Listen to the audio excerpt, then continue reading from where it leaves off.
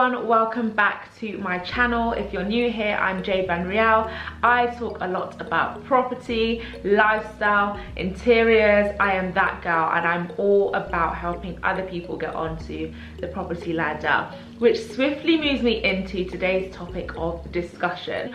What questions you need to be asking estate agents for pretty much any house you go to view that you are super interested in. You want to find out these things early on so that you don't waste your time, but also so that you can figure out what your game plan is. Something I always ask when I speak to an estate agent is, how long has this property been on the market for? You can see this information on websites like Rightmove, Zoopla, Prime Location, even Purple Bricks, etc. You can see the date that it's been listed, but a lot of the time that is not the first time the property has been listed. So this is a really good question to ask to find out whether they're going to tell you the real truth, and from that you can ask why. I've had situations where an estate agent has said to me, oh, you know, we've only had it for X amount of time, but it was up before. Why was it up before? What happened? Was there somebody that did try to buy it and did it fall through? Did the seller change their mind? It helps you to gauge what you're working with here, and also from that you can then ask, what is the seller's motivations for selling? Why are they selling the property? Is it because they desperately need the money? Is it because they're downsizing? Is it because they want to buy something else? That leads on to the next question. Is this property in a chain, or is it not reliant on anything else should it go through? A chain has links in it. It's almost like a domino effect. I am a first-time buyer or a buyer, and I'm going to go and look at a property that I really like. The person selling that property that I really like, are they going to buy a property with the money that they receive from the sale that they get with me? If that's the case, the chain could go on and on and on, because that person on the new home they're looking at could also be planning to buy a home, and then everyone is linked. So if there's a break in that chain somewhere, everyone in that chain is affected. With first-time buyers, you don't own anything, so you don't have anything to sell in order to buy the home you've gone to see. So you want to find out if you are in a chain, which is not the end of the world. It may not go that quick because other people are relying on other things. Now let's say you love the property and you want to put an offer in. Before you do that, you need to find out whether they have received any other offers. How many viewings are they getting? Is it getting a lot of attention? And they will often tell you the truth. You know, yes, it is getting a lot of attention. We've had X amount of viewings, or in my case, when I bought this property, yes, you're the first people of 8 to see it today. And it was true, because as I was leaving, there were people waiting outside. So you want to get an idea of what kind of interest it's getting. But chances are, if you're falling in love with the property, there are probably a lot of other people also interested in the property. And if they say yes, they have received offers, is it around the asking price? They can't tell you exactly what someone's offered, but they can give you a good idea. So you know whether it's something that if you're offering, it needs to kind of match that or be more, etc. Whether the seller is open to offers. Reason being, especially if the property's been up for a little while, and in this market, a couple of months is a while at this point, because properties are going up and they're just going off the market, sold subject to contract constantly. I've seen it because I'm looking at homes and it's happening. So a few months should be an indicator that something is going on. For some reason there's a delay. Why is that, you know? And if you use that, you can get a good deal. I'm thinking of a scenario now, and the agents can usually give you an idea of, you know what, they would probably accept something around this, but they did have an offer before that they rejected on this. Now this is a question to ask, especially if you're looking at, you know, flats, apartments and that kind of thing. Although there are obviously scenarios where a house can also be considered a leasehold property. 1, how many years are remaining on that lease? And I always advise to stay away from properties that are below the 80-year threshold. Some people say 70, but I just say, you know what, stick to 80 and over. Of course, the higher the better. So if you've gone to see a flat and it's got 125 years, that's great. It means you really do not have to worry about that. So you may have been looking online for flats and you've come across a property and seen that it's 200,000, and you're thinking, but there's an identical one up right now for 230,000. Chances are it's because the lease is low and they're trying to get a quick sale, because they know that any buyer is obviously going to bargain with them on that, because as the new buyer, the new owner, you're now responsible to pay to extend those years. And might I add, you cannot do that within the first 2 years of owning the property. Now, if the property is a leasehold, you want to find out how much your service charge and your ground rent is going to be. Just note that if the property is gorgeous on the exterior and there are gorgeous, you know, communal areas and gardens and trees, you will probably be paying for that. A lot of properties as well, especially newer ones, you will also have a fee for, you know, your designated parking space. You don't want to be in a situation where you realize that your monthly outgoings are far too high for you to actually afford. Speaking of parking spaces, right, if you're buying a lovely house with a driveway, then parking is of course sorted. You have parking outside your house. If you're buying a home that doesn't have a driveway or dropped curb, and you are supposed to park, you know, on the road alongside the pavement, you want to find out whether there are designated spots in some places like London, whether it is a matter of getting parking permits. I'm not sure if any other cities in the UK are that crazy when it comes to parking, but I do know people and family members who actually have to get parking permits to park outside their house. And if you've got visitors, that's a whole other story. Similarly, if you are buying, you know, an apartment, is there designated parking? Are there garages? Does your apartment have its own parking space, or is it a free-for-all? You just need to know these things so you know what to expect. Right, so let's move on to more internal things in the property that are going to be extremely beneficial for you to know and weigh up before making any moves and any offers and any big decisions.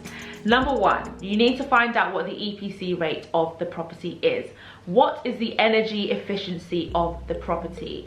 Because this directly correlates with how expensive or how affordable it will be to run the home's costs when it comes to energy, when it comes to bills. It can give you a good idea of what the monthly costs will be. Usually on property adverts online, they do have the EPC rating, or they may say to call up the agents to find out. Make sure you do call up the agents to find out. A huge one, which I cannot stress, right? Ask them if there are any building issues, anything at all. Of course, now when you go on your viewing, you are going to have your notebooks, your pens, film your videos, take pictures of everything so that you can query things after. But you're going to log any issues that you find, whether there's cracks, whether there's damp, whether there's blown out windows, you know, that need changing, all of these different things. You need to take note of all those things yourself. But it's always good to ask the questions as well, because there are some things that we cannot see. Is there water pressure issues? Is there a bad heating system in the property?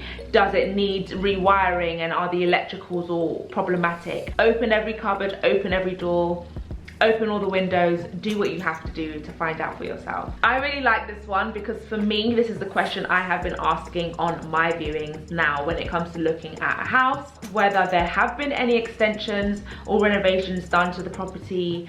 When were they really recent? Is it something that happened 10, 15, 20 years ago that I may actually have to redo because it may not have been done properly? A lot of the time I can kind of tell whether someone's done a good job with their extension or not. There was one property I went to see, right? It was all amazing. Yes, they did a loft conversion, went up to the loft conversion, and we just saw damp in so many corners, and it's like, you're selling it with the loft conversion that is going to need to be redone. The steps haven't been done to a great quality, and it's things like that that I'd want to redo. So you would end up paying for that in the price of the property, taking it out and paying again to redo it. So you want to find out how well the extension's been done, how far away, you know, when was it done, and if they haven't done it, did they plan to? That's a big one, because a few people do let you know, especially when they're really trying to sell it, you know, we haven't done the extension yet, but it does have planning permission. If you're someone that wants to go into this home and do renovations, whether it's a loft, whether it's a back extension, a side extension, etc., look across at the neighbours' gardens, at the neighbours' houses, and see whether they've done it. Chances are, if they have done it, then that road, that area is usually fine, and you shouldn't have a problem when it comes to getting permission to do it on your own home.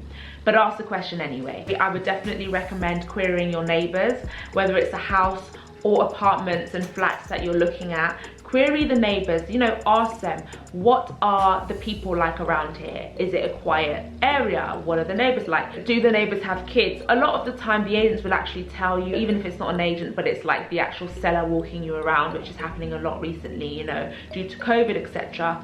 They'll tell you, oh, the neighbours are great. Next door, they're an old couple. That side, they're a family with kids. And it's up to you to weigh out whether that works for you. Because if you're somebody that wants to go in there and be doing parties and socialite life, that is great, but you also have to bear in mind that the people that are kind of on the road already, is it an area with, you know, a more elderly population?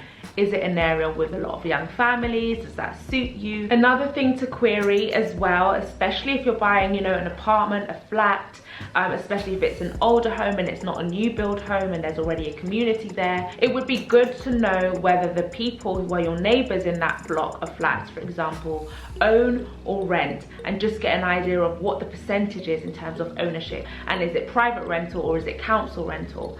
And it's not being prejudiced or judging anyone beforehand, but it's good for you as a potential buyer to know the environment you might be in and some of the situations that might happen. Now, I can speak firsthand at this because I have bought a property in an old ex-local authority block of flats, and it's mixed. It's been, for the most part, absolutely fine.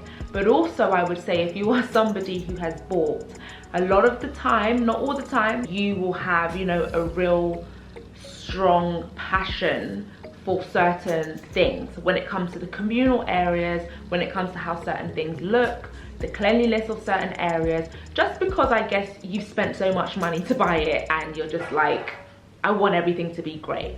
And sometimes a lot of people that don't own it, they might not have that connection to the home. They might not care that much because it might be a temporary place for them.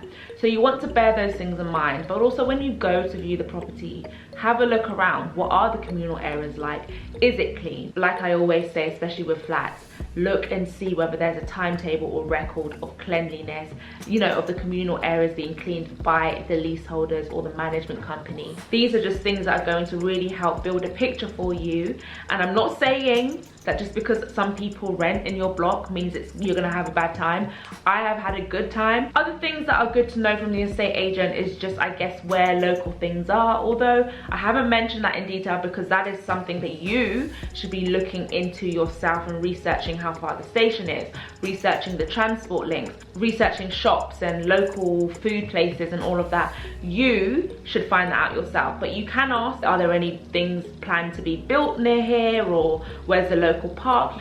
Oftentimes they'll reveal more information to you that you may not have known about, especially if you are new to the area and it's somewhere that you haven't ever lived before and you're kind of venturing into somewhere new. I am taking all of these questions on my viewings at the moment, and I hope that this has been helpful for you guys. Just bear in mind. Also, if there are any others that you think I should have included, please do leave those questions down below because it could help somebody else on their property journey right now, and that is what we're here to do. So if you enjoyed this video, give it a thumbs up, subscribe to the channel, let me know about any other topics you'd like me to sit here and discuss. Let's get into it, let's buy homes, and let's do it the right way. See you all in my next video. Bye.